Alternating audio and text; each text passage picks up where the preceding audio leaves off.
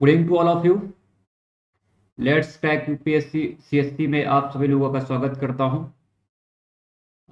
मेरा नाम अमित कपूर है और हम लोग चर्चा कर रहे हैं मॉडर्न हिस्ट्री के बारे में। कई सारे टॉपिक हम लोगों ने किए हुए हैं और जो बुक हम लोग कर रहे हैं, वो जो किताब है, छोटी सी आती किताब, स्पेक्ट्रम कर रहे हैं, उसकी समरी कर रहे हैं। ठीक है, उस पर हम लोग चर्चा कर रहे हैं। कुछ और भी हम लोग चर्चा करेंगे, जैसे कि बिपिन चंद्रा है या एनसीईआरटी समरी रहेंगी, वो सारी चीज़ें मैं पढ़ाऊंगा। ठीक है।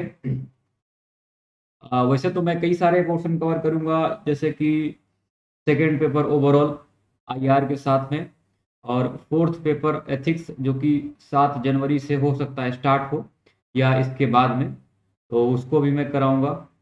कुछ जो है एसे का पोर्शन मैं कवर करूंगा, और कुछ जो है मैं लोक प्रशासन अभी करा रहा हूँ यहाँ पे, तो लोक प्रशासन को भी मैं कराऊंगा। ठीक है। तो शुरू करने से पहले कुछ बात हो जाए कि सब्सक्राइब कैसे करना है। जो स्टूडेंट परेशान रहते हैं कि मुझे कोर्स लेना है, सब्सक्राइब करना है, तो अन अकेडमी एक ऐसा प्लेटफॉर्म है जहाँ से आप सब्सक्राइब कर सकते हैं। और टॉप मोस्ट फैकल्टीज जो है, जो इंडिया के टॉप मोस्ट या एजुकेटर आप कह सकते हैं, वो आपको यहाँ पे मिलेंगे और उनके गाइडेंस में आप अपनी तैयारी को बेहतर बना सकते हैं। ओके। तो हम लोग हिंदी में कर रहे हैं सारी चीज़ें। तो अगर सब्सक्राइब करते हैं आप, अगर आप सब्सक्राइब करते हो तो क्या बेनिफिट होने वाले हैं। सबसे पहला यहाँ पे क्या है, डेली लाइव क्लासेस आपको मिलनी स्टार्ट हो जाती हैं, और कोई भी अगर डाउट हो तो आप क्लास में ही पूछ सकते हैं। दूसरा क्या है, स्ट्रक्चर्ड यहाँ पे कोर्सेस आपको मिलेंगे। इसका मतलब ये है कि अकॉर्डिंग टू यूपीएससी सिलेबस या कोई भी अदर कॉम्पिटिटिव एग्जाम के लिए अगर सब्सक्राइब कर रहे हैं, तो आपको उसी के अकॉर्डिंग कोर्स मिलना स्टार्ट हो जाते हैं। तीसरा है यहाँ पे लाइव टेस्ट और क्विजेस। ओके। तो ये डेली होते हैं। आप देख रहे होंगे कि अभी 6 मंथ बाकी हैं यूपीएससी के लिए, तो उसके लिए एक नया बैच जो है वो स्टार्ट किया गया है, जिसकी अभी हम लोग चर्चा करने वाले हैं। तो यहाँ पे लाइव लाइव टेस्ट होंगे। और यहाँ पे ये भी एक खास बात रहती है कि जो भी टीचर आपको पढ़ाते हैं वही टेस्ट और क्विज बनाते हैं, वही स्पष्टीकरण तैयार करते हैं।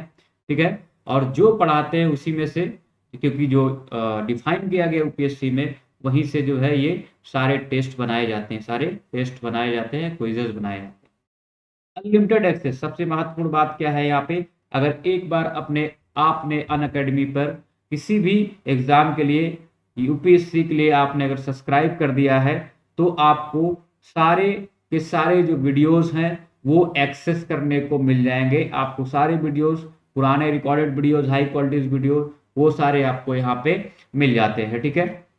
तो जिसके लिए आपने पे भी नहीं किया हुआ है, वो भी आप यहाँ पे देख सकते हैं। ओके। अगर आप मेरी स्पेशल क्लास से जुड़ना चाहते हैं, अगर मेरी आप स्पेशल क्लास से जुड़ना चाहते हैं, तो आप गूगल प्ले स्टोर से अन अकेडमी लर्निंग ऐप डाउनलोड करेंगे, और सारी क्लासेस जो है मेरी पड़ी हुई है, 500-600 क्लासेस वहाँ पे हमारी पड़ी हुई हैं अन अकेडमी पे, वो आप देख सकते हैं। और डेली हमारी लाइव क्लासेस होती हैं। हाँ, डेली हमारी लाइव क्लासेस होती हैं, तो आप स्पेशल क्लासेस में जुड़ सकते हैं हमसे।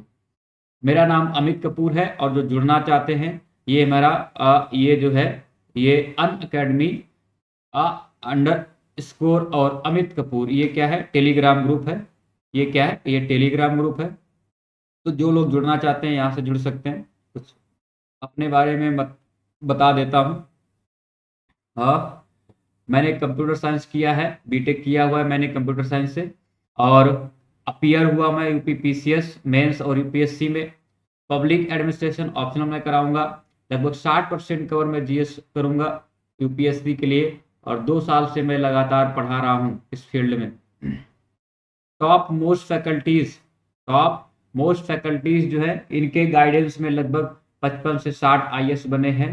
तो आप भी उसमें उस पंक्ति में शामिल हो सकते हैं अगर आप सब्सक्राइब करते हैं। कोड हमारा ध्यान रखेंगे, AMR10 ये कोड है। और जैसे ही सब्सक्राइब करेंगे, आपको 10% के साथ में मेरे सारे कोर्सेस आप एक्सेस कर सकते हैं। टॉप मोस्ट फैकल्टीज के सारे कोर्सेस आप एक्सेस कर सकते हैं। ओके। तो ये हमारा कोड है। हमारे सारे courses as a personal coach की तरह मुझे देख सकते हैं। बस हमारा कोड आपको यूज करना है।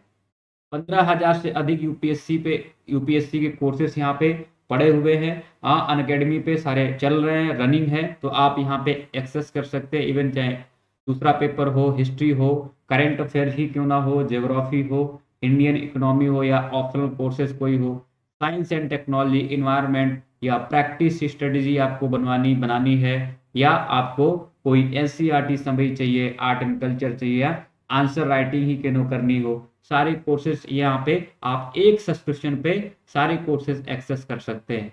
ओके, प्लस के लिए देख लीजिए थोड़ा सा, 49,500 ये फीस है। और जैसे ही मेरा आप कोड यूज करेंगे, जैसे ही कोड यूज करेंगे तो ये एक साल की फीस जो है वो 44,550 हो जाती है। अगर 2 साल का अगर आप सब्सक्राइब करना चाहते हैं तो इसकी फी क्या है, 72,000 है। और जैसे मेरा कोड यूज करेंगे 10% छूट के साथ में आपको 64,800 में मिल जाएगी। 3 साल का भी कोर्स है, 90,000 है। और जैसे मेरा कोड यूज करेंगे आपको 10% की छूट मिलेगी, ये 81,000 में आपको मिल जाएगा। ये रही प्लस कोर्सेज की लिस्ट। यहाँ पे क्या क्या मिलेगा, लाइव क्लासेस मिलेंगी आपको, टेस्ट सीरीज मिलेगी, अनलिमिटेड प्रैक्टिस मिलेगी, स्ट्रक्चर्ड शेड्यूल मिलेगा।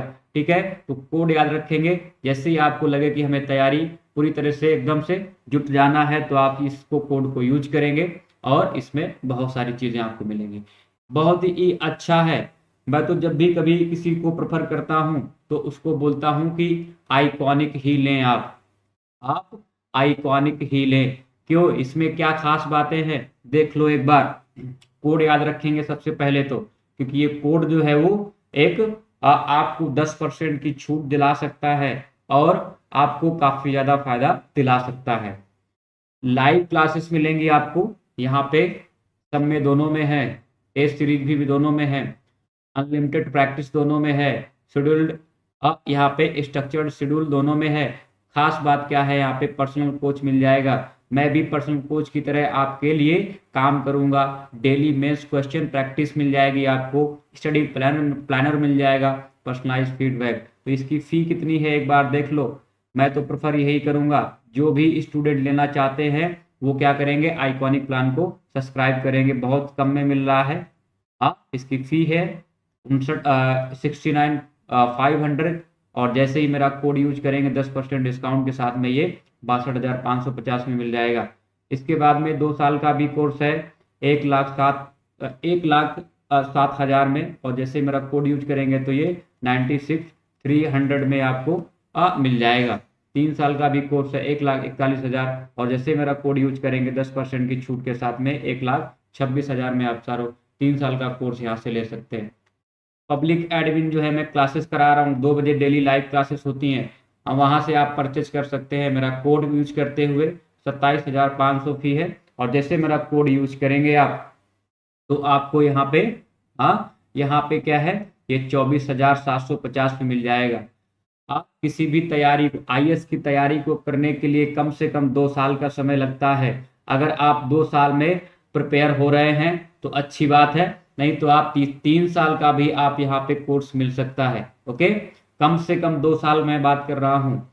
तो आप लोग क्या करेंगे, 2 साल या 3 साल का कोर्स सब्सक्राइब करेंगे, क्योंकि 1 साल आपको तैयारी करने में लगता है और दूसरे में आप देखेंगे दूसरे साल में आपको इम्प्लीमेंट करनी होती है सारी चीजें। ओके, तो एक समझ आपकी विकसित कब होती है, जब आप एटलीस्ट 2 साल यूपीएससी में दें। ओके, हाँ, अब ये कहें कि यूट्यूब पे तो बोलता है सब 1 साल में कर लिया है, तो वो गलत बोलता है। वो पहले से ही कोचिंग करके रखते हैं 2-3 साल से। हाँ, आप भी ऐसा कर सकते हैं। आप अटेम्प्ट क्या है एक ही बार दें, लेकिन तैयारी क्या आप 2 साल कर सकते हैं लगातार, 3 साल लगातार कर सकते हैं। ठीक है, तो वो पहले से ही तैयार करके रखते हैं और एक बार ही फॉर्म भरा और उन्होंने निकाल दिया। ठीक है, तो एक कोड याद रखेंगे। यहाँ पे कई सारे फायदे हैं, 40,000 2 साल के लिए है। और जैसे मेरा कोड यूज करेंगे तो ये 36,000 मिल जाएंगे।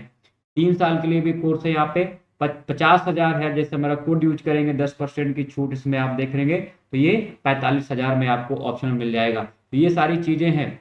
एक नया अभी यहाँ पे प्रोग्राम शुरू होने वाला है, ये किसके लिए है, यहाँ पे कुछ चीजें हैं जो मैं बता देता हूँ। 20 दिसंबर से एक अन अकेडमी कॉम्बैट एक प्रतियोगिता शुरू की जा रही है। इसमें क्या है, आप लोग भाग ले सकते हैं। 45 मिनट की होगी ये प्रतियोगिता और यहाँ पे 60 क्वेश्चंस रहेंगे, 13 कॉम्बैट रहेंगे और 6 सेक्शन आपको यहाँ पे देखने को मिलेंगे। रैंक 1 से लेके रैंक 3 तक की आप देखेंगे तो ये 3 मंथ का आप अन अकेडमी सब्सक्रिप्शन ले सकते हैं यहाँ पे विनर के तौर पे। फर्स्ट और पहले, दूसरे और तीसरे टॉप 3 जो हैं वो अगर आते हैं, आप टॉप 3 में आपका अगर नंबर आता है तो आपको 3 महीने का अन अकेडमी पे सब्सक्रिप्शन मिल जाएगा, या आप अमेजॉन गिफ्ट कार्ड ले सकते हैं। ठीक है, तो आपके पास में चॉइस है। टॉप आप जो 150 तक के रैंक है 4 से लेके 150 तक, तो उनके लिए क्या है, वो 1000 रुपए का एक अमेजन वाउचर जो है, अमेजॉन वाउचर उनको मिलेगा। ठीक है, तो ये यहाँ पे एक प्रतियोगिता है जिसमें क्या है, आप लोग पार्टिसिपेट कर सकते हैं और प्राइज जीत सकते हैं। ओके, या फिर आप अन अकेडमी पे क्या है 3 महीने का फ्री में सब्सक्रिप्शन ले सकते हैं जो कि टॉप 3 के रैंकर रहेंगे। ओके, मैं इसकी बात कर रहा था। जो लोग तैयारी करना चाहते हैं, मेरा कोड यूज करते हुए आप इसको भी ले सकते हैं, आप इसको भी ले सकते हैं, AMR10 आप इसको भी ले सकते हैं। ओके, तो ये आप ध्यान रखेंगे। 27 तारीख को है एग्जाम, 27 जून को ये एग्जाम है। तो आप लोग तैयारी में देरी मत करें, क्योंकि ये बैच जो है, ये बैच स्टार्ट हो चुका है 15 तारीख से। बाइलिंगुअल है, चैंपियंस नाम से है। इस सब में क्या है, इन सब के कोर्स मिलेंगे, लेकिन आप जैसे मेरा कोड यूज करेंगे, आप किसी का भी कोर्स एक्सेस कर सकते हैं। 10% की छूट लेनी तो मेरा कोड यूज करेंगे AMR10। 500 घंटे आपको यहाँ पे दिए जा रहे हैं, 500 घंटे आपको दिए जा रहे हैं, तो इसको ध्यान में रखेंगे। ठीक है, तो ये सारी फैसिलिटीज आपको मिलेगी, टॉप मोस्ट फैकल्टीज। और मैं भी टेस्ट सीरीज करा रहा हूँ, तो आप लोग स्पेशल क्लास में भी जुड़ सकते हैं। ये देखो कई सारे बैच यहाँ पे स्टार्ट हो चुके हैं। लक्ष्य 2021 हिंदी में है, मिशन यहाँ पे बाइलिंगुअल ये आपको मिल जाएगा, और इसके बाद में एक्सपीडिशन जो है वो इंग्लिश में पूरा मिलेगा। तो किसी भी बैच में अगर आप सब्सक्राइब कर रहे हैं तो मेरा कोड जो है वो याद रखेंगे। और ये किसके लिए है, पीटी के लिए है, प्रीलिम्स के लिए है। प्रीलिम्स 2021 के लिए 6 महीने का कोर्स जो है आपको प्रीलिम्स के लिए कराया जा रहा है, आप उसमें पार्टिसिपेट कर सकते हैं। और ये भी स्टार्ट हो चुके हैं, ये 14 दिसंबर से 2022 के लिए भी स्टार्ट हो चुका है, 2023 के लिए भी जो है 2023 के लिए भी ये बैच स्टार्ट हो चुके हैं। ओके, अब हम लोग बात कर लेते हैं। ये मेरी क्लासेस हैं जो स्पेशल क्लास में कराता हूँ। रेफरल कोड याद रखेंगे, AMR10 है। जो लोग हमारे स्पेशल क्लास से फ्री क्लास में जुड़ना चाहते हैं वो आप कर सकते हैं। पब्लिक एडमिन में करा रहा हूँ, पूरा कराऊंगा। हिस्ट्री में करा रहा हूँ, पूरा कराऊंगा। आर्ट एंड कल्चर शुरुआत नहीं की, लेकिन इसको भी कराऊंगा। ठीक है, वर्ल्ड हिस्ट्री भी कराऊंगा। Polity, governance, constitution second paper overall पूरा कराऊंगा मैं, इंटरनल रिलेशंस के साथ में, इंटरनेशनल रिलेशंस के साथ में। एथिक्स चौथा पेपर कराऊंगा मैं पूरा। ठीक है, करंट अफेयर के मैं MCQ ले रहा हूँ 11 बजे से, तो ये सारी चीजें मैं कंप्लीट कराऊंगा। लगभग 65% जो है पोर्शन UPSC का मैं कवर कर रहा हूँ। तो सब लोग क्या है जुड़े रहेंगे हमसे, लाइक शेयर सब्सक्राइब करते रहेंगे, जितनी मात्रा में हो सके लोगों को बताइए कि ये सारे कोर्सेज जो है आपको यूट्यूब पे और अनअकैडमी प्लेटफॉर्म पे मिल रहे हैं। तो सब लोग इसको क्या है बहुत ज़्यादा प्रमोट करें, तभी जो है हमको भी एक क्षमता निर्माण की जो प्रक्रिया होती है वो डेवलप होती है, और हमें भी अच्छा लगेगा कि हम काफ़ी ज़्यादा और एफर्ट करें। ठीक है, तो लाइक करिए, शेयर करिए, सब्सक्राइब करिए। डिसलाइक कोई नहीं करेगा, इसको क्या करेंगे, लाइक ही लाइक करेंगे, शेयर करेंगे कि अनअकैडमी पे ये सारी चीज़ें हो रही। सब लोगों को बुलाएंगे और सब लोगों क्या है एक साथ एकजुट होके क्या है पढ़ाई करेंगे। सारी चीज़ें हो रही हैं यहाँ पे। ठीक है, चलो हम लोग बात कर रहे थे आधुनिक भारत का इतिहास, स्पेक्ट्रम की हम लोग बात कर रहे हैं। तो स्पेक्ट्रम में हमने बहुत सारी चीजें कर ली हुई थी। हम लोग बात कर रहे थे धार्मिक एवं सामाजिक सुधार आंदोलन की रूपरेखा किस तरह से बनी हुई थी और किस तरह से क्या प्रयास किए गए थे जिससे समाज में जो कुरीतियां फैली हुई थी उससे जो है समाज को उबारा जा सके। ठीक है, तो ये सारी चीजें हम लोग देखेंगे। और कल हमने चर्चा की हुई थी राजा राम मोहन राय के बारे में। राजा राम मोहन राय के व्यक्तित्व के बारे में हमने चर्चा की हुई थी और इन्होंने ब्रह्म समाज की स्थापना की। ये सारी चीजें हमने कर ली हुई हैं। अब हम लोग क्या करेंगे, नेक्स्ट स्टेप में चलते हैं। अब लोग बात करेंगे इसके आगे हम लोग बात करने वाले हैं प्रार्थना समाज की भी हमने बात कर ली हुई थी, प्रार्थना समाज की, और यंग बंगाल आंदोलन की भी हमने चर्चा की हुई है। ये सारी पीडीएफ आपको unacademy_, अमित कपूर टेलीग्राम हमारा है, नाम है, ये लिंक है। आप जैसे इसको ज्वाइन करेंगे तुरंत आपको पीडीएफ सारी चीजें मिलना स्टार्ट हो जाएंगी। आज हम बात करेंगे रामकृष्ण परमहंस विवेकानंद जी के गुरु थे, तो उन्हीं के नाम पे रामकृष्ण मिशन जो है वो शुरू किया गया था स्वामी विवेकानंद जी के द्वारा। किस तरह से ये शुरुआत हुई है, कब इसने जन्म लिया, इसके क्या उद्देश्य थे और ये किस वजह से कार्य कर रहा था। ओके, तो हम लोग बात करते हैं। सबसे पहला, रामकृष्ण मिशन की स्थापना स्वामी विवेकानंद जी ने की थी और अपने गुरु रामकृष्ण परमहंस 1836 से लेकर 86 की स्मृति में उन्होंने 1 मई 1897 को इसकी स्थापना की हुई है। तो रामकृष्ण मिशन की स्थापना कब की गई है, सब लोग कमेंट बॉक्स में लिख के बताएंगे। 1897 में की हुई है। किसके बाद किसने की हुई है, स्वामी विवेकानंद जी ने की हुई है। सब लोग कमेंट बॉक्स में लिख के बताएंगे कब हुई स्थापना। 1897 में हुई है।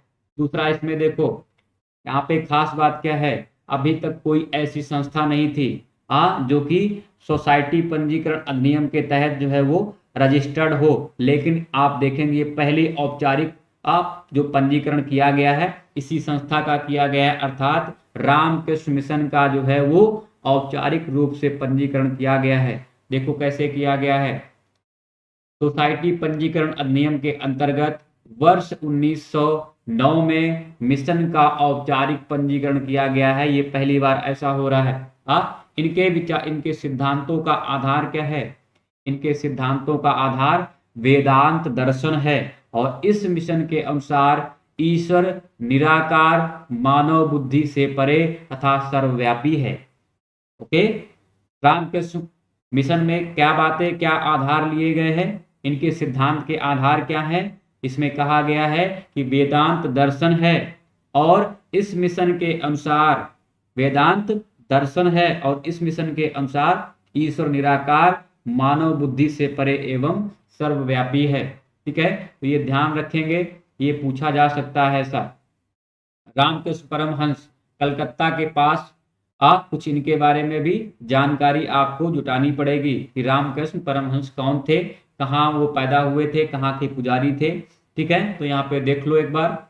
रामकृष्ण परमहंस, इनका नाम था गदाधर चट्टोपाध्याय। तो ध्यान देंगे, कभी कभी क्या है स्टेट पीसीएस में आपसे पूछा जा सकता है।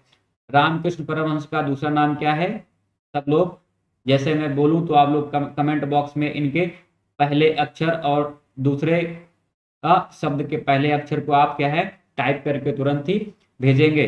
तो यहाँ पे रामकृष्ण परमहंस, इनका दूसरा नाम क्या है, गदाधर चट्टोपाध्याय। तो पूछा जा सकता है कलकत्ता के पास दक्षिणेश्वर में काली मंदिर के पुजारी थे ये। रामकृष्ण ने तांत्रिक, वैष्णव और अद्वैत साधना द्वारा निर्विकल्प समाधि की स्थिति प्राप्त की और परमहंस कहलाए। तो जब इन्होंने निर्विकल्प समाधि की स्थिति प्राप्त की है तब ये परमहंस कहलाए हुए हैं और इनका नाम क्या पड़ जाता है, रामकृष्ण परमहंस, तब इनका नाम पड़ जाता है।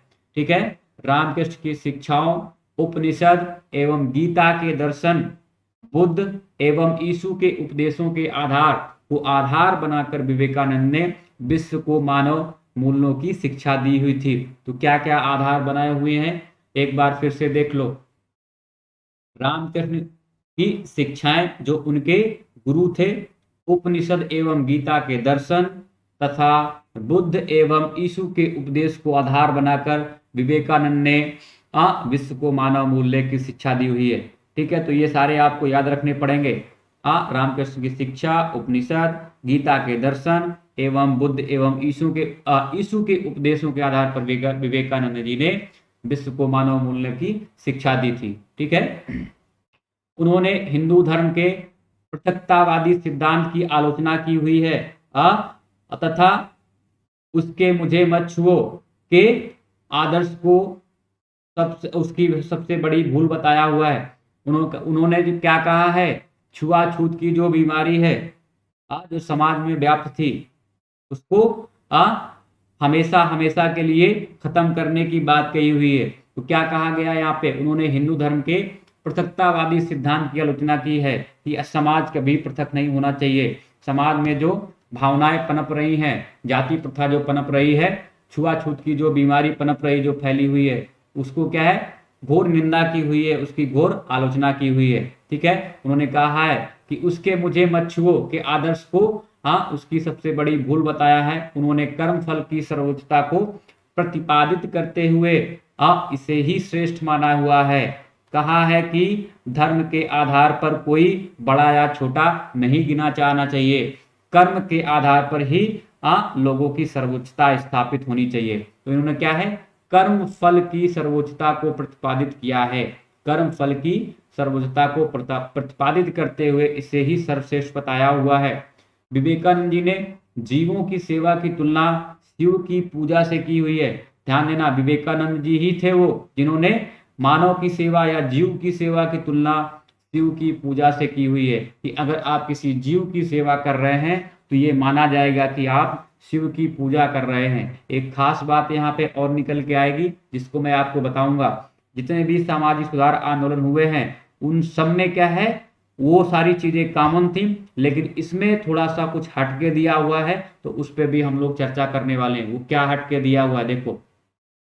उनके अनुसार जीवन स्वयं एक धर्म है, कर्म के द्वारा ही मानव का दैवी अस्तित्व है। तो ध्यान देना, ये क्या है, ये सिर्फ जो है कर्म के द्वारा ही मानव का दैवी अस्तित्व को स्वीकार करते हैं। अगर कर्म करोगे तो ही क्या है, आप जो है अच्छा काम कर सकते हो, नहीं तो क्या है आप ऐसे कोई भी अच्छा काम नहीं कर सकते हो। तो ये कर्म फल पे जो है इन्होंने ज्यादा जोर दिया है, इनका कहने का मतलब ये है। ठीक है। उन्होंने तत्कालीन तकनीकी एवं आधुनिक विज्ञान का उपयोग मानव मात्र के कल्याण हेतु करने की महत्ता प्रतिपादित की हुई है। ओके। किस तरह से इन्होंने कहा हुआ था कि तकनीकी और आधुनिक विज्ञान का संयोग होना बहुत ही आवश्यक है। तकनीकी एवं आधुनिक विज्ञान का ज्ञान होना या उसका उपयोग मानव मात्र के कल्याण के हेतु क्या है करने की महत्ता प्रतिपादित की हुई थी। और मिशन एक हिंदू धार्मिक संगठन था, किंतु इसने अन्य धर्मों को भी महान बताया हुआ है। तो किसी धर्म की ये आलोचना नहीं करता है। जैसे कि आप देख रहे थे ब्रह्म समाज में, जैसे कि आप ब्रह्म समाज में देख रहे थे कि वहां भी आप देखेंगे जितने भी धर्म है विश्व में, सभी धर्मों की मौलिकता में क्या है विश्वास किया गया था। तो यहाँ पे भी आप देखेंगे जो मिशन है रामकृष्ण मिशन है, इसमें भी इसमें क्या है सभी जो अन्य धर्म है सबको महान बताया गया हुआ है। आज समाज के विपरीत मिशन ने मूर्ति पूजा का समर्थन किया है। यही सबसे खास बात है, आप ध्यान रखेंगे ध्यान रखेंगे। और उन्होंने क्या कहा था, संदेश क्या दिया हुआ था, स्वामी विवेकानंद जी ने कहा हुआ था कि अगर किसी भी इंसान को आध्यात्मिक ज्ञान चाहिए या ध्यान लगाना है तो उसको क्या है मूर्ति पूजा करनी चाहिए। उसको क्या है सामने मूर्ति रखे ही क्या है ध्यान लगाना चाहिए। कोई माध्यम जो है होना चाहिए जिसपे आप ध्यान लगा सको। तो यहाँ पे ये खास बात है, वो क्या है, आर्य समाज के विपरीत मिशन ने मूर्ति पूजा का समर्थन किया है। ठीक है। आर्य समाज के विपरीत मिशन ने मूर्ति पूजा का समर्थन किया है। यहाँ पे एक खास बात और मैं आपको बता देता हूँ कि जितने भी अभी यहाँ तक आंदोलन देखेंगे सब लगभग सब में आप देखेंगे कि मूर्ति पूजा का विरोध ही किया गया है। लेकिन अगर आप केरल की मैं बात करूंगा अभी जाके कि वहाँ पे जो केरल में बहुत सारे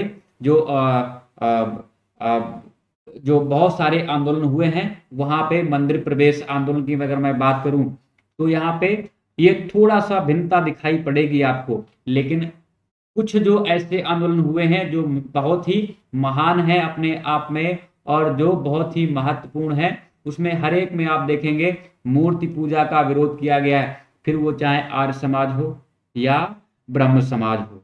ठीक है, तो इनमें क्या किया गया है, मूर्ति पूजा का विरोध किया गया है। लेकिन रामकृष्ण मिशन एक ऐसा सामाजिक सुधार आंदोलन था जिसमें मूर्ति पूजा का समर्थन किया हुआ है और उन्होंने आध्यात्मवाद एवं भौतिकतावाद के संतुलन पर बल दिया हुआ है। अगर हम इसका एग्जाम्पल देखें तो आजकल के जमाने में मंदिर में आज कैसी लाइट जलती है, जैसे पहले दीपक जला करता था, तो दीपक के रंग की जो लाइट है वो आज आप देखेंगे मंदिरों में जला करती है। तो यहाँ पे मंदिर क्या है, वो आध्यात्मवाद है, और जो लाइट है, जो बिजली से लाइट जल रही है, वो क्या है, भौतिकतावाद है। तो यहाँ पे दोनों के संतुलन स्थापित करने की बात कही है।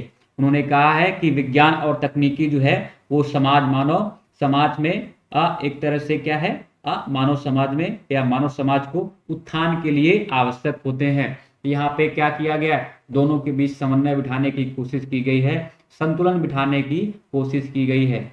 आध्यात्मवाद और भौतिकतावाद के संतुलन पर बल दिया गया है। मैंने आपको अच्छा उदाहरण बताया हुआ है, जब भी आप देखेंगे मंदिर में लाइटनिंग की जाती है तो भगवान शिव या किसी मूर्ति के पीछे जो है, या आप कह सकते हैं आगे क्या है, एक तरह से बल्ब जलता रहता है वो। तो यहाँ पे आध्यात्मवाद और भौतिकतावाद पर संतुलन पर बल दिया गया है। ओके, विवेकानंद ने कभी सभी लोगों की राजनीति कभी जो है यहाँ पे हम क्या है, विवेकानंद ने कभी लोगों की राजनीतिक संदेश, लोगों को जो है वो राजनीतिक संदेश नहीं दिया है।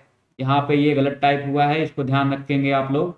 क्या है कि उन्होंने कभी भी लोगों को राजनीतिक संदेश नहीं दिया है। सिर्फ उनके जो संदेश होंगे वो मानव या मानवता को बचाने के लिए आध्यात्मवाद होंगे, आध्यात्मवादी उनके विचार होंगे, या फिर उनके जो संदेश होंगे वो कभी भी राजनीतिक नहीं होंगे। तो कैसे होंगे, एक तो धार्मिक हो सकते हैं, कल्याणकारी हो सकते हैं, सांस्कृतिक हो सकते हैं, लेकिन ये राजनीतिक संदेश उन्होंने कभी नहीं दिया हुआ है। ओके, चलो, तो ये सारी चीजें आपको यहाँ पे देखने को मिलेंगी। नेक्स्ट हम लोग बात करते हैं आर्य समाज की। फटाफट इसको भी देख लेते हैं। क्या, कैसे, कहाँ, ठीक है, क्या, क्यों, कैसे, कहाँ, ठीक है, ये सारी चीजें हम लोग देख लेंगे। कैसे मतलब किसने जो है इसका गठन किया हुआ है, कहाँ इसका स्थापना हुआ है, और ये किस वजह से इसकी स्थापना हुई है। ठीक है, यहाँ पे भी देखो बहुत सारी चीजें कॉमन मिलेंगी आप लोग। मैं लगातार क्लासेस करा रहा हूँ, तो लगातार क्लासेस करेंगे तो कोई भी चीज छूटेगी नहीं, सब लोग करेंगे। ओके, इसको लाइक करेंगे ज़्यादा से ज़्यादा और शेयर सब्सक्राइब करेंगे। अगर आप ऐसा करेंगे तो ही हम यूट्यूब पे अनअकैडमी की तरफ से पढ़ा पाएंगे, नहीं तो फिर आप समझ सकते हैं।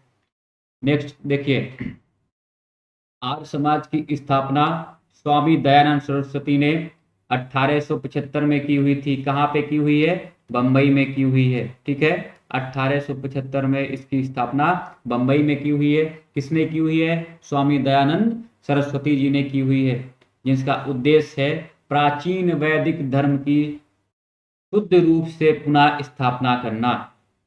ओके, तो इनका क्या कार्य था, क्या किस उद्देश्य की वजह से इन्होंने आर्य समाज की स्थापना की हुई है। इनका उद्देश्य था कि प्राचीन वैदिक धर्म को विशुद्धि रूप में पुनः स्थापना करना। आर्य समाज का मुख्यालय लाहौर में था। ध्यान देंगे आप लोग, कभी आपसे पूछा जा सकता है आर्य समाज का मुख्यालय कहाँ पे था, लाहौर में है। यह मूर्ति पूजा, बहुदेववाद, अवतारवाद, पशु बलि, तंत्र मंत्रवाद तथा झूठे कर्मकांड को स्वीकार नहीं करता है। चीजें आपको दिख रही होंगी कि जो रामकृष्ण परमहंस में हमने देखी थी, जो उन रामकृष्ण मिशन में हमने देखी हुई है, उसमें क्या है, मूर्ति पूजा का समर्थन किया गया है। आर्य समाज में क्या है, मूर्ति पूजा का विरोध किया गया है। तो यहाँ पे अंतर आपको स्पष्ट देखने को मिल जाएगा। ऐसे कौन कौन से वो आंदोलन है, ऐसे कौन कौन से वो आंदोलन है जहाँ पे मूर्ति पूजा का विरोध किया गया है। अगर आपके पास में ऐसा क्वेश्चन आए और दिया हो उसमें आर्य समाज, प्रार्थना समाज, ब्रह्म समाज और रामकृष्ण मिशन, तो आप उसको रामकृष्ण मिशन को क्या है, एलिमिनेट कर देंगे उसमें से, क्योंकि प्रार्थना समाज, ब्रह्म समाज और आर्य समाज में ही मूर्ति पूजा को अस्वीकार किया गया है, इसका विरोध किया गया है। झूठे कर्म कांडों को अस्वीकार किया गया है। तंत्र मंत्र का क्या है वो अस्वीकार किया गया है। अवतारवाद को जो है वो क्या अस्वीकार किया गया है। लेकिन यहाँ पे आप देखेंगे कि अवतारवाद जो है वो कहाँ पे हावी है, रामकृष्ण मिशन में अवतारवाद को बढ़ावा दिया गया है। ठीक है, अवतारवाद को बढ़ावा दिया गया है। बहुदेववाद आर्य समाज में क्या क्या चीजें हुई हैं देख लो एक बार। क्या किसको नकारते हैं, मूर्ति पूजा का विरोध करते हैं, बहुदेववाद जो है इसका विरोध करते हैं। तो आर्य समाज जो है वो ब्रह्म समाज के समान ही है। वहां पे भी आप देखेंगे उन्होंने क्या कहा हुआ था, एकेश्वरवादियों का उपहार पुस्तक लिखी हुई थी। क्या कहा था उन्होंने, एकेश्वरवादियों का उपहार, मतलब बहुदेववाद का जो है उन्होंने विरोध किया हुआ था। क्या है, एकेश्वर में ही एक ईश्वर है, उसमें ही विश्वास कर रहे थे। ब्रह्म समाज का जो भी गठन हुआ था उसमें जो बातें कही गई हुई, आर्य समाज में भी बिल्कुल सही वैसा ही बोला गया है। इसमें भी क्या है, बहुदेववाद का जो है उसको अस्वीकार किया गया है। अवतारवाद को जो है वो क्या है अस्वीकार किया गया है। पशु बलि और तंत्र मंत्र झूठे कर्मकांड को भी अस्वीकार किया गया है। ठीक है, इन्होंने वेदों की ओर लौटो का नारा दिया हुआ है। क्या नारा दिया हुआ है, वेदों की ओर लौटो। यही यहाँ इनका एक महान वक्तव्य है, एक महान नारा है। हाँ, वेदों की ओर लौटो। कैसे लौटना है देखो एक बार फटाफट। किस संगठन से या किस संस्था से ये जुड़े हुए थे, यहाँ से आपसे क्वेश्चन पूछा जा सकता है, एक बार देख लो। तो स्वामी जी ने वर्ष 1863 में पाखंड खंडनी पताका लहराई, शुद्धि आंदोलन चलाया तथा 82 में गौ रक्षा संघ की भी स्थापना की हुई थी। तो यहाँ पे तमाम चीजें आप ध्यान रखेंगे। वैलेंटाइन सिरोल ने अपनी पुस्तक इंडियन अनरेस्ट में आर्य समाज को भारतीय अशांति का जन्मदाता कहा है। तो ध्यान रखेंगे इनकी पुस्तक, इनका नाम और किस संगठन के लिए या किस आंदोलन के लिए, किस भारतीय आंदोलन के लिए वैलेंटाइन सिरोल ने भारतीय अशांति का जन्मदाता कहा हुआ है। तो यहाँ पे देखेंगे आर्य समाज को ही कहा गया है।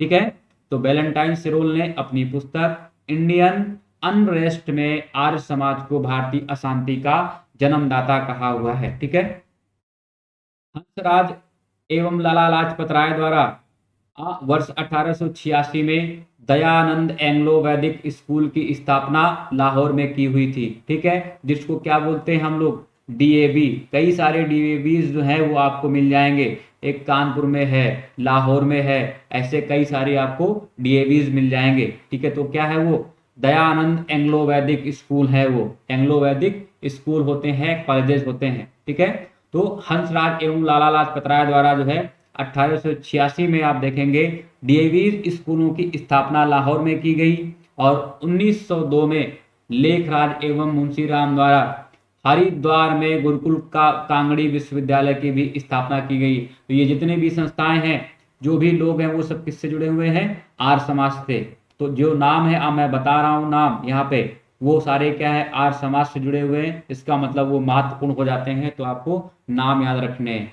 तो हंसराज हैं यहाँ पे, लाला लाजपत राय हैं, लेखराज हैं, मुंशीराम हैं। तो ये सारे किससे जुड़े हुए हैं, आर्य समाज से जुड़े हुए हैं। और इन्हीं के अंडर जो है उन्होंने ये सारे स्कूल या संस्थाओं का निर्माण किया हुआ है। ओके, स्वामी दयानंद ने आधुनिकता एवं देशभक्ति के आदर्शों को अपनाने पर जोर दिया हुआ है। उन्होंने आधुनिकता को नकारा नहीं है, देशभक्ति के आदर्शों को अपनाने पर जोर दिया है। तो कभी आपके पास में क्वेश्चन आए कि वो वेदों की ओर लौटो, क्या है वो नारा दिया हुआ था, वेदों की ओर लौटो, कभी कंफ्यूज नहीं करेंगे। अगर उन्होंने ये नारा दिया हुआ है तो इसका मतलब ये कभी नहीं हो सकता है। हो सकता है आपसे यूपीएससी कोई स्टेट एग्जाम कंफ्यूज करने के लिए पूछते कि उन्होंने आधुनिकता को नकार दिया है। बिल्कुल ऐसा नहीं किया उन्होंने। क्या है, आधुनिकता एवं देशभक्ति के आदर्शों को अपनाने पर जोर दिया है। और आर्य समाज के 10 सिद्धांत आपको ध्यान रखने पड़ेंगे। जिस तरह से ब्रह्म समाज के सिद्धांत थे, बिल्कुल ही क्या है, जिस तरह से ब्रह्म समाज के सिद्धांत थे बिल्कुल ही वैसे ही आप देखेंगे कि यहाँ पे आर्य समाज के भी सिद्धांत थे। कुछ बहुत अगर अंतर होगा तो वो मैं यहाँ पे बता दूंगा आप लोगों को। ठीक है, देख लेता हूं एक बार। वेद ही ज्ञान के स्रोत हैं, अतः वेदों का अध्ययन आवश्यक है। ओके, तो इन्होंने वेदों को लौटो नारा क्यों दिया हुआ था? उन्होंने कहा हुआ था कि वेद ही ज्ञान के स्रोत हैं, अतः वेदों का अध्ययन आवश्यक है। वेदों के आधार पर मंत्र पाठ करना चाहिए। ठीक है, इन्होंने कहा हुआ है, अपने सिद्धांत में शामिल किया हुआ है। यही आप देखेंगे इन्होंने इसी वजह से क्या है, वेदों की ओर लौटो, वेदों की ओर लौटो नारा दिया है। क्यों दिया है आप समझ गए। मूर्ति पूजा का खंडन किया हुआ है, लेकिन रामकृष्ण मिशन में ऐसा नहीं कहा गया है। रामकृष्ण मिशन में क्या कहा गया था कि लोगों को शांति के लिए क्या है, अगर वो शांति रूप से ध्यान मगन करना चाहता है, मनन करना चाहता है, तो क्या है, मूर्ति पूजा का समर्थन किया उन्होंने। मूर्ति पूजा सबसे अच्छा वो रास्ता बताया, माध्यम बताया हुआ है। उन्होंने कहा था अगर आपको भगवान से, अगर आत्मा को परमात्मा से मिलाना है तो क्या है, मूर्ति पूजा का एक माध्यम हो सकता है। लेकिन यहाँ पे इसका खंडन किया गया है। तीर्थ यात्रा एवं अवतारवाद का विरोध किया गया है। यहाँ पे कर्म एवं पुनर्जन्म एवं आत्मा के बारंबार जन्म लेने पर विश्वास किया गया है। ये ध्यान देंगे आप लोग। ठीक है, यहाँ पे कुछ आपको विरोधाभास देखने को मिल रहा होगा। वो क्या है, अवतारवाद का विरोध किया गया है, लेकिन कर्म, पुनर्जन्म और आत्मा के बारंबार जन्म लेने पर विश्वास है। ठीक है, एक ईश्वर में विश्वास जो कि निरंकारी है, जिसका कोई आकार नहीं है। तो यहाँ पे बिल्कुल ही ब्रह्म समाज के आप देखेंगे डिक्टो एकदम से ये सारे सिद्धांत मिलेंगे, क्योंकि ब्रह्म समाज में भी एक ईश्वरवादियों का उपहार वहां पे पुस्तक लिखी गई थी। उसमें भी कहा गया है कि ईश्वर में, एक ईश्वर में ही विश्वास करना है, स्त्रियों की शिक्षा को प्रोत्साहन देना है, बाल विवाह और बहु विवाह का विरोध करना है, कुछ विशेष परिस्थितियों में विधवा विवाह का समर्थन करना है, विधवा विवाह का समर्थन करना है। एक खास बात यहाँ पे और आप सुनेंगे, यहाँ पे आप देखेंगे ये कहा जा रहा है कुछ विशेष परिस्थिति में विधवा विवाह का समर्थन। तो वो कौन सी परिस्थितियां हैं ये बताया नहीं गया हुआ है, लेकिन यहाँ पे बहुत थोड़ा ही समर्थन करता है विधवा विवाह का। ठीक है, विधवा विवाह का बहुत थोड़ा ही समर्थन करता है आर्य समाज। ठीक है, नेक्स्ट देखो, हिंदू हिंदी एवं संस्कृत भाषा के प्रसार को प्रोत्साहन दिया गया यहाँ पे। ठीक है, उन्होंने कहा था कि हिंदी और संस्कृत भाषा को बढ़ावा दिया जाए। ओके, तो ये सारे आपको प्रावधान यहाँ पे देखने को मिलेंगे। आर्य समाज के प्रमुख सामाजिक आर्य समाज के प्रमुख जो है वो सामाजिक हम लोग उद्देश्य देखेंगे कि क्या सामाजिक उद्देश्य थे। एक बार देख लेते हैं फटाफट। 4 उद्देश्य दिए गए हैं, आप पीटी पॉइंट ऑफ व्यू से इसको क्या गैदर करेंगे, ठीक है। क्या है, सबसे पहला, ईश्वर के प्रति प्रतित्व एवं मानव के प्रति भातृत्व की भावना। ये उनका उद्देश्य है कि ईश्वर को जो है पिता मानना चाहिए और मानव को भाई मानना चाहिए। बिल्कुल वैसे ही भावनाएं प्रकट करनी चाहिए, या वैसे ही क्या है, भाव भंगिमाएं होनी चाहिए। कैसा बर्ताव करना चाहिए, ईश्वर के प्रति पिता जैसा बर्ताव और मानव के प्रति भाई जैसा व्यवहार करना चाहिए। स्त्री पुरुष के बीच समानता पर जोर दिया गया है यहाँ पे। उस काल में, कब, 1975 के काल में, 18 को 60-70 के दशक की मैं बात कर रहा हूँ, 50-60 की मैं बात कर रहा हूँ। तो वहां पे भी क्या स्त्री और पुरुष के बीच समानता की बात कही जा रही होगी। क्यों ऐसा किया जा रहा है? समाज हमारा कैसा था, प्राचीन संस्कृति और उनके धर्मों पर चल रहा था। तो यहाँ पे तर्क के आधार पर इस चीज को माना गया कि भाई स्त्री और पुरुष में समानता होनी चाहिए। सभी लोगों के बीच पूर्ण न्याय की स्थापना, सभी लोगों के बीच क्या है, पूर्ण न्याय की स्थापना की बात की गई है, तथा सभी राष्ट्रों के बीच सौहार्दपूर्ण व्यवहार। तो यहाँ पे आप देखेंगे, एक तो इन्होंने कहा था हम सभी धर्मों को विश्वास करते हैं, सभी धर्मों में मुझे विश्वास है, हम किसी भी धर्म का विरोध नहीं करते हैं। तो उसी को आधार बनाते हुए आप यहाँ पे आप आराम से कॉमन सेंस भी लगा सकते हैं कि उन्होंने कहा है सभी राष्ट्रों के बीच सौहार्दपूर्ण वातावरण बनाया जाए, सौहार्दपूर्ण व्यवहार किया जाए। ठीक है, तो ये सारी चीजें आपको यहाँ पर देखने को मिल रही हैं। नेक्स्ट पॉइंट पे हम लोग चलते हैं। सरस्वती जी ने प्रमुख तत्कालीन समाज सुधारकों जैसे कि केशव चंद्र सेन, ईश्वर चंद्र विद्यासागर, रानाडे, गोपाल हरि देशमुख इत्यादि से संपर्क भी स्थापित किया हुआ था। दयानंद की मृत्यु के पश्चात इनके आदर्शों को लाला हंसराज, पंडित गुरुदत्त, लाला लाजपत राय तथा स्वामी श्रद्धानंद इत्यादि ने आगे बढ़ाया हुआ था। तो एक बात याद रखेंगे आप लोग कि आर्य समाज से कौन कौन संबंधित था या संबंध रखता था। ठीक है, तो यहाँ पे कौन कौन संबंध रख रहा है? लाला हंसराज, पंडित गुरुदत्त, लाला लाजपत राय, स्वामी श्रद्धानंद इत्यादि जो है इनसे जुड़े हुए थे। दयानंद के सत्यार्थ प्रकाश नामक ग्रंथ यहाँ पे लिखेंगे। सत्यार्थ प्रकाश नामक ग्रंथ में जन सामान्य की अनेक धार्मिक जिज्ञासाओं को दूर किया गया है। ओके, तो इनकी किताब का नाम याद रखेंगे। दयानंद सरस्वती द्वारा जो है ये लिखी किताब है। इसको क्या बोलते हैं हम लोग? इसको हम लोग बोलते हैं सत्यार्थ। यहाँ पे सत्यार्थ प्रकाश।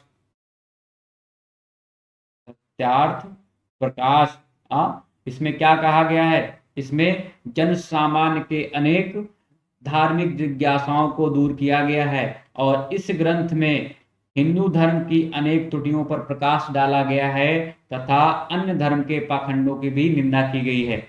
इन्होंने, मैंने क्या बोला हुआ है, सभी धर्मों में इनका विश्वास था, लेकिन अगर कोई त्रुटि है, अगर कोई पाखंड है, वहां पे कोई ढोंग किया जा रहा है, कोई अनुष्ठान किया जा रहा है, तो उसको जो है इन्होंने नकार दिया है, उसका विरोध किया हुआ है। तो यहाँ पे भी क्या है, वो भले उन्होंने कहा है कि वेदों को और लौटो, लेकिन अगर हिंदू धर्म में कोई त्रुटि उन्होंने पाई हुई है तो क्या है, उसको नकारा है उन्होंने कि ऐसा नहीं होना चाहिए। ठीक है, तो त्रुटियों पर प्रकाश डाला है और अन्य धर्मों में भले हो विश्वास करते हो, लेकिन धर्म के पाखंडों की उन्होंने घोर निंदा की हुई है। ठीक है, तो ये सारी चीजें आपको यहाँ पे मिल जाएंगी। नेक्स्ट देखो, थियोसॉफिकल सोसाइटी किस तरह से कार्य करती है, इस पे भी हम लोग चर्चा कर लेते हैं फटाफट। थियोसॉफिकल सोसाइटी की स्थापना कब हुई है? यहाँ से आपके पास में एक क्वेश्चन आया हुआ है। एक क्वेश्चन क्या आया हुआ है कि थियोसॉफिकल सोसाइटी की जो अध्यक्ष रही थी, ठीक है, जो अध्यक्ष रही थी, आयरिश महिला जो अध्यक्ष रही थी, उनके बारे में पूछा गया था कि ये कांग्रेस की कब अध्यक्ष रही हुई थी, इन्होंने जो है भारत कब आई हुई थी, ये जो है थियोसॉफिकल सोसाइटी के साथ में कब जुड़ी हुई थी। तो इस तरह के अभी 2014-15 में कोई एक क्वेश्चन पूछा गया है आपसे। ठीक है, तो यहाँ पे हम लोग इनको ध्यान से पढ़ेंगे। क्या है, देखो सबसे पहला पॉइंट,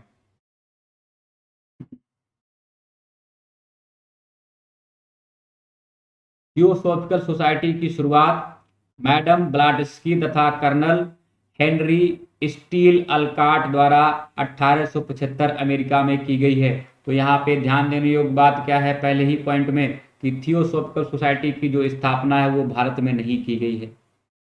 कहाँ की गई है? इसकी स्थापना अमेरिका में की गई है। इसकी स्थापना कहाँ पे की गई है? अमेरिका में की गई है। कब स्थापना की गई है?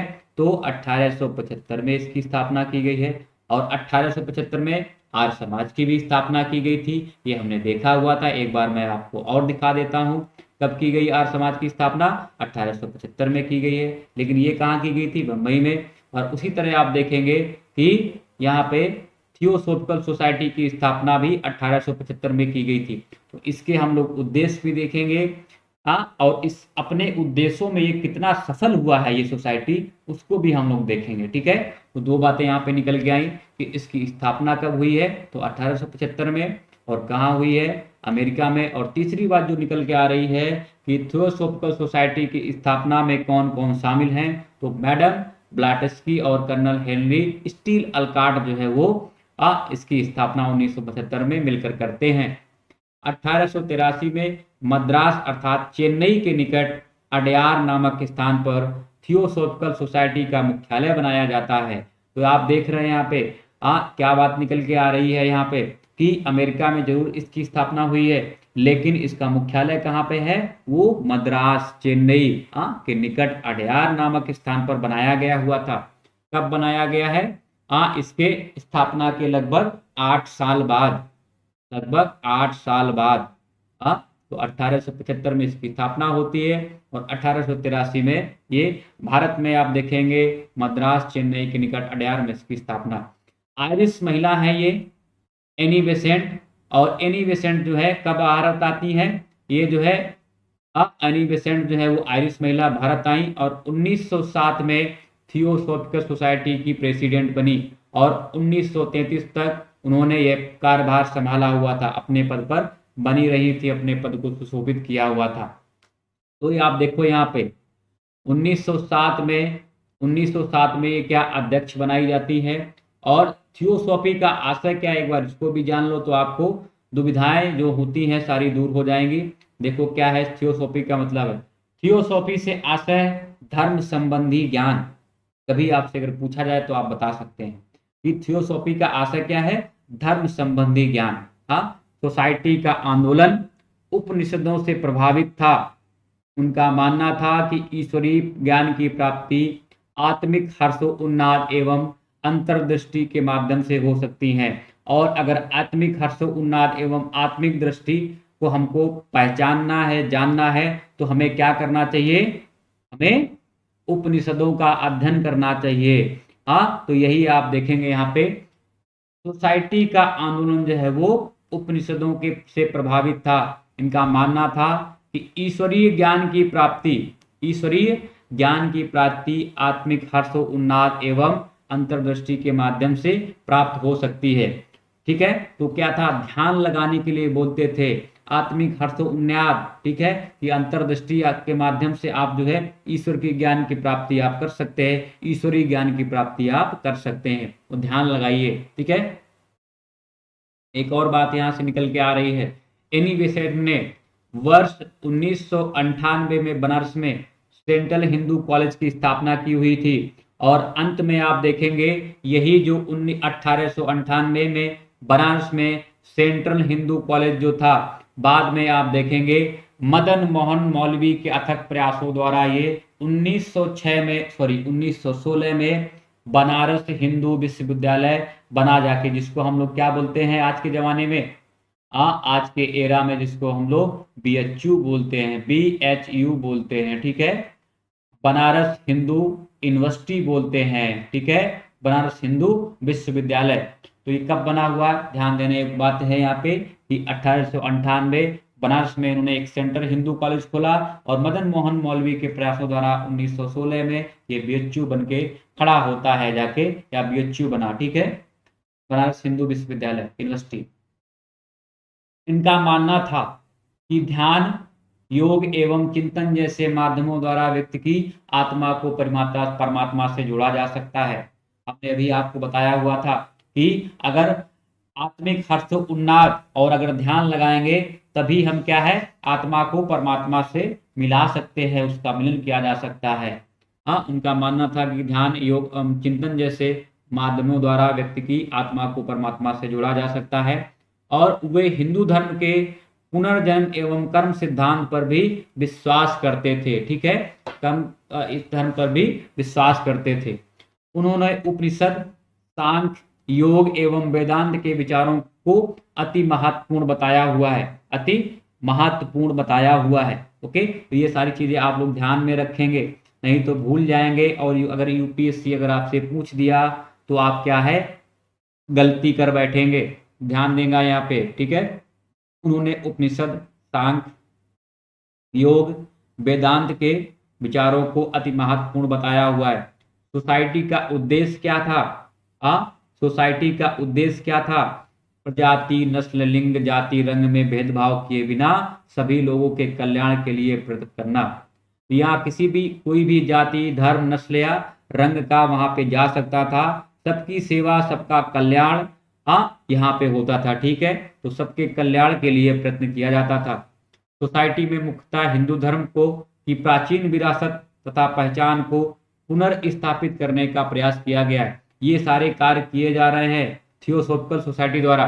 तो आप लोग ये ध्यान रखना, क्योंकि एनी बेसेंट जो है वो कहाँ की है, आयरिश महिला है, वो भारत आती है। और अगर आपने दिमाग अपने तरफ से लगा दिया कि वो तो आयरिश महिला है, ये सारे जो है उस सोसाइटी का अध्यक्षता वो कैसे कर सकती हैं जहां पे वो एक तो आयरिश है, दूसरा यहाँ पे ये क्या है, हिंदू धर्म की प्राचीन विरासतों को क्या है पुनरुत्थान करने का प्रयास किया जा रहा है। तो उनकी सोसाइटी ऐसा तो नहीं कर सकती है, लेकिन ये बात ध्यान रखना कि भले वो आयरिश महिला थी, लेकिन वो भारत में रही थी और उन्होंने उनकी सोसाइटी जो थी जिसकी वो अध्यक्ष रही है, उस सोसाइटी ने सारे कार्य किए हुए हैं। हाँ, तो कंफ्यूज बिल्कुल भी नहीं करना, ठीक है। भेदभाव किए बिना सभी लोगों के कल्याण के लिए प्रयत्न करना और हिंदू धर्म की प्राचीन विरासत एवं पहचान को पुनर्स्थापित करने का प्रयास किया गया है। जो लोग नए जुड़ रहे हैं, AMR10 मेरा कोड है, यही वाला कोड है, ये रेफरल कोड है। जो लोग इच्छुक है कि मुझे सारा कोर्स करना है मुझसे, तो वो कोर्स ले सकते हैं, सब्सक्राइब कर सकते हैं अनअकैडमी पे प्लेटफॉर्म पे, और मेरी सारी क्लासेस आपको मिलती रहेंगी बारी बारी से। मैं एक्स्ट्रा एफर्ट में ये कर सकता हूँ कि आपको पर्सनल कोच की तरह आपके लिए काम कर सकता हूँ, ठीक है। पर्सनल गाइड की तरह काम कर सकता हूँ, आपको जो PDF चाहिए दिला सकता हूँ, पढ़ा सकता हूँ, बता सकता हूँ, क्वेश्चन करा सकता हूँ, ये सारे काम मैं करा सकता हूँ। बस आपको क्या करना है, आपको ये AMR सारा कैपिटल लेटर में है, AMR10 ये कोड यूज करेंगे जब भी आप सब्सक्राइब करेंगे। हर एक में आप ले सकते हैं, अनअकैडमी पे आप कोई भी कोर्स लेना चाहें, SSC या बैंकिंग या UPSC या PCS या किसी भी क्षेत्र में अगर आप एडमिशन लेना चाहते हैं, 10% की छूट जो है ये मेरा कोड आपको दिलाएगा, AMR10, ठीक है। और हिस्ट्री जहां जहां यूज हो रही है, हर एक जगह की हिस्ट्री में पढ़ा दूंगा, कोई इसमें प्रॉब्लम नहीं होगी। बस आपको क्या करना है, मुझसे जुड़े रहना है और AMR कोड जो है इसको यूज करेंगे जब भी सब्सक्राइब करेंगे। इससे आपको फायदा क्या होगा, 10% आपको छूट भी मिल जाएगी, ठीक है। चलो नेक्स्ट देखो यहाँ पे क्या किया गया है।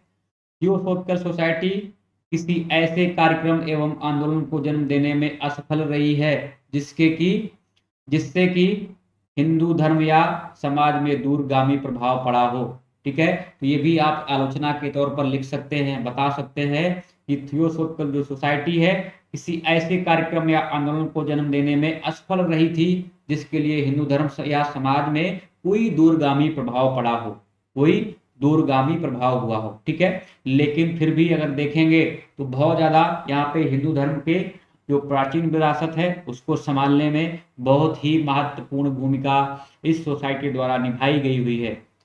क्या कह रहा है, लेकिन हिंदू धर्म की समृद्ध विरासत से लोगों को अवगत कराकर तथा प्राचीन दर्शन धर्म विज्ञान की महत्ता प्रतिपादित कर सोसाइटी ने लोगों के मन में राष्ट्रवाद की जो प्रेरणा थी, जो भावना थी, उसको क्या किया है, जागृत किया हुआ है, ठीक है, जागृत किया हुआ है। तो भले ही आप देखें कि ये बहुत ज्यादा कारगर ना सिद्ध हुआ हो, लेकिन हिंदू धर्म के समृद्ध विरासत को समेटने में, सजोने में, पुनरुत्थान करने में ये जरूर ही सफल हुआ है। और बाद में आप देखेंगे विज्ञान की महत्ता भी प्रतिपादित कर सोसाइटी ने लोगों के मन में राष्ट्रवाद की प्रेरणा को जागृत किया हुआ था, ठीक है।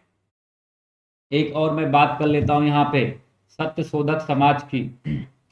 सत्यशोधक समाज एवं ज्योतिबा फुले, तो ये आप समझ गए होंगे कि जो सत्यशोधक समाज है उसकी स्थापना किसके द्वारा की गई होगी। हाँ, सत्यशोधक समाज की स्थापना ज्योतिबा फुले द्वारा की गई है। देख लेते हैं एक बार क्या कारण रहे थे जिसकी वजह से ज्योतिबा फुले जी ने सत्यशोधक समाज की स्थापना की हुई है। फटाफट पहला पॉइंट, ज्योतिबा फुले माली जाति में पैदा हुए थे और उन्होंने सत्यशोधक समाज की स्थापना की, और इस समाज के नेता एवं सदस्य निम्न जाति के लोग थे। और इस समाज का उद्देश्य क्या था कि सामाजिक सेवा करना, स्त्रियों एवं निम्न जाति के लोगों के बीच शिक्षा का प्रसार करना। तो आप यहाँ पे देखेंगे कोई ऐसी स्थिति नहीं बन रही है जहां से कोई क्वेश्चन आपसे पूछा जा सकता है, लेकिन अगर पूछा जा सकता है तो आपसे यहीं से पूछा जा सकता है कि सत्यशोधक समाज के उद्देश्य क्या है।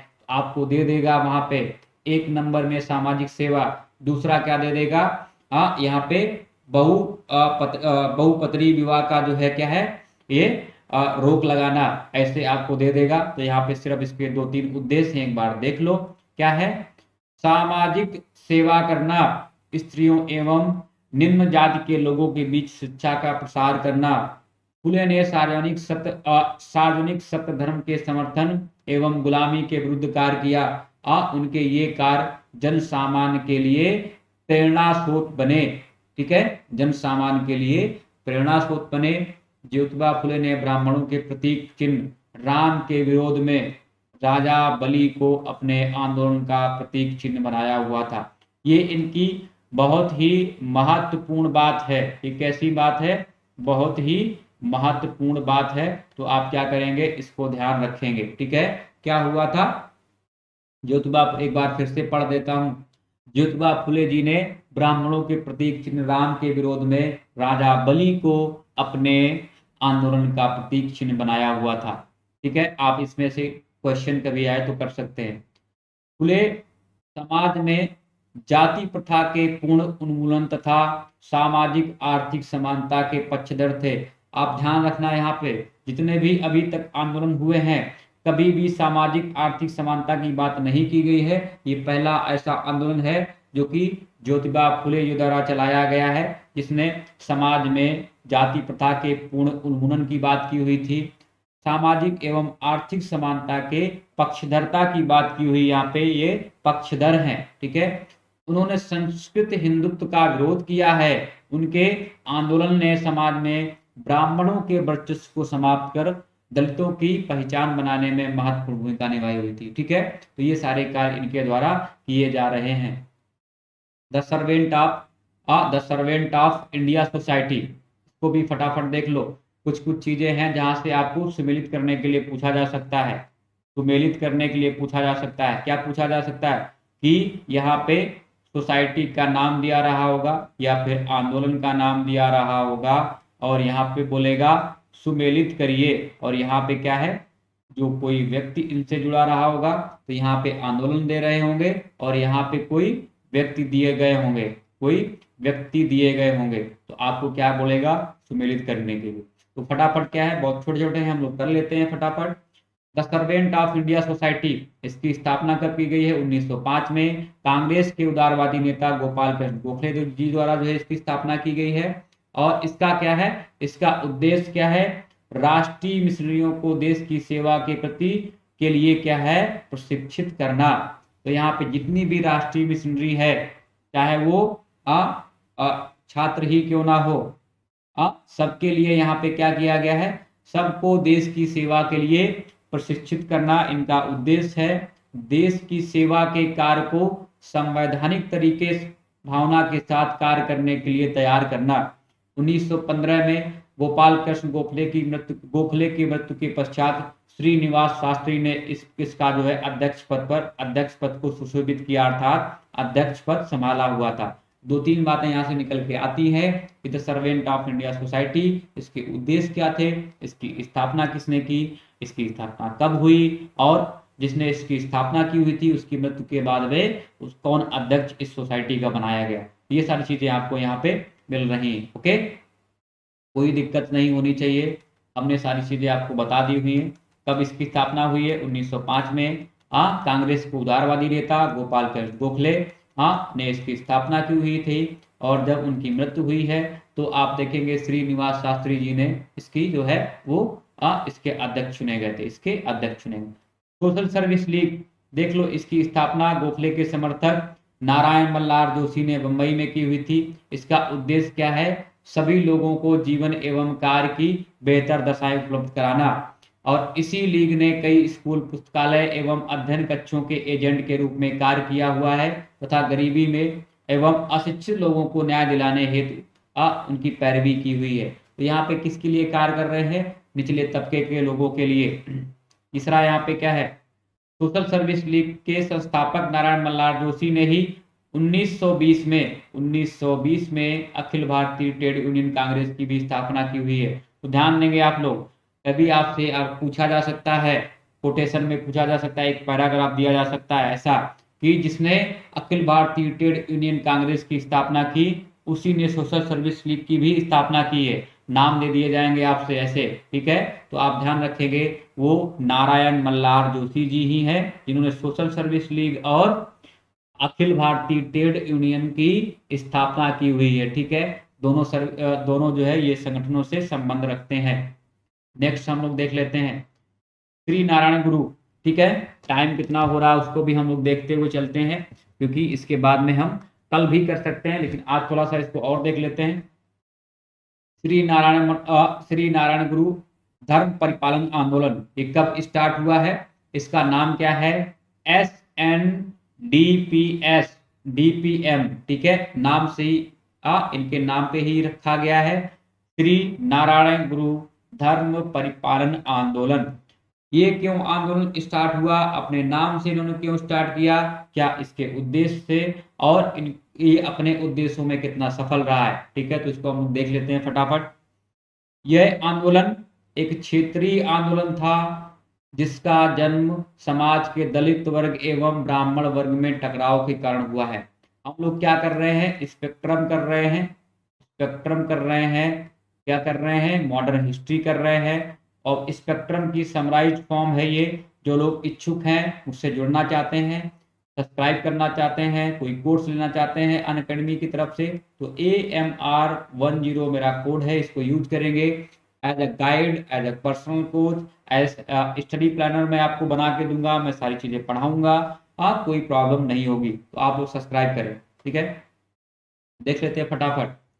यह आंदोलन एक क्षेत्रीय आंदोलन था जिसका जन्म समाज के दलित वर्ग एवं ब्राह्मण वर्ग में टकराव के कारण हुआ है, ठीक है। नीची जाति और ऊंची जाति जैसे ब्राह्मण वर्ग के टकराव के बीच जो है ये सारी चीजें उत्पन्न होती हैं, और ऐसा ही हुआ है। देखो क्या हुआ है।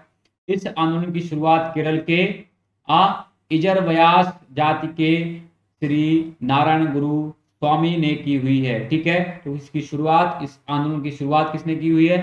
श्री नारायण गुरु ने की हुई है, श्री नारायण गुरु स्वामी जी ने की हुई है। ये किससे संबंध रखते हैं, कौन सी जाति से? ये केरल के इजर व्यास, ठीक है, इजर यावस, ठीक है, इजर यावस जाति से संबंध रखते हैं। इजर यावस केरल की सबसे बड़ी दलित जाति है जिसे अछूत माना जाता था, और इस जाति के लोग मुख्यतः क्या है? ताड़ी शराब बेचने का काम करते थे। 1902 में इसी समुदाय के श्री नारायण गुरु ने एक आंदोलन प्रारंभ किया तथा नारायण गुरु धर्म परिपालन आंदोलन जो है एक योगम की शुरुआत होती है। अब इस योगम में क्या क्या शामिल है एक बार हम लोग देख लेंगे, ज्यादा अच्छा रहेगा। योगम के कई उद्देश्य थे, यथा देख लो क्या क्या है। शिक्षण संस्थाओं में एक समुदाय के छात्रों को प्रवेश का अधिकार दिलाना, ठीक है। इस समुदाय के छात्रों को क्या है? प्रवेश दिलाना। कौन सा समुदाय है वो?